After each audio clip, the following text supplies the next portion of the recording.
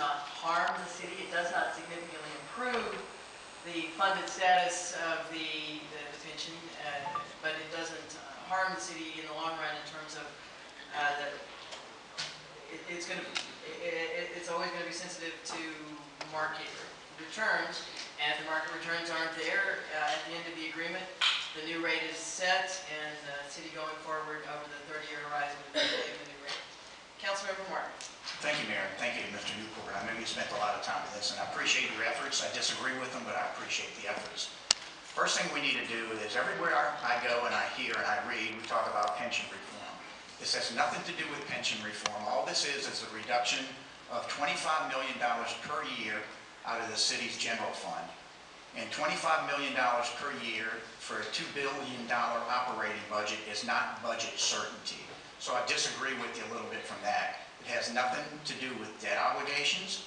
It has nothing to do with creating a new plan for new firefighters. And it has nothing to do with local control, which are three things that we need to do. What I find intriguing and very interesting is that you're making this presentation and the city's chief financial officer is nowhere to be found. Nor is the city's deputy CFO. They're nowhere to be found. So, as Councilmember Christie stated, and I disagree with it, I've spoken to a lot of firefighters, and they don't see a big advantage of this. Matter of fact, they feel betrayed by the Houston Firefighters Retirement Fund, Relief Fund.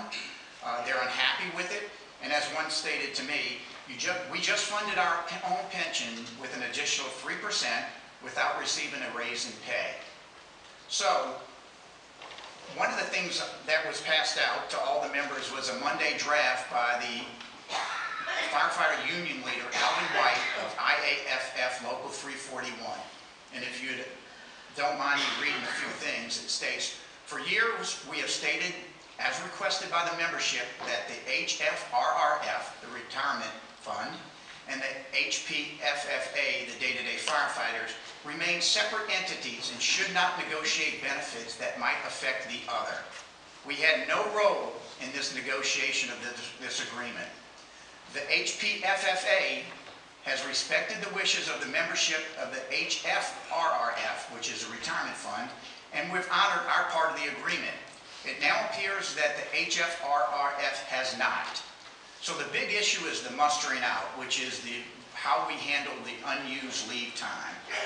And within this, it shall not be bargained.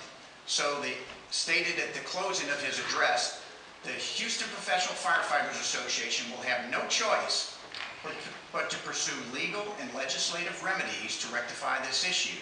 I have discussed our concerns with members of the HFRRF Board of Directors and have made previous attempts to address this issue with Mr. Clark, but we reached no satisfactory conclusion prior to the announcement of this agreement. So where do we stand with what seems to be now that it was kumbaya when this was announced on Friday, and today we have what seems to be an infighting between the retirement fund and the average firefighters with no relief in sight?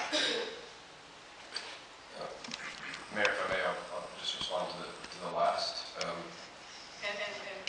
let me point out that Mr. Dow is in the back. If you actually have a question for him, I'm happy to put him out. But this deal was not negotiated, in my opinion, with Mr. Dow front and center. I find that intriguing. Mr. Dow is in every meeting.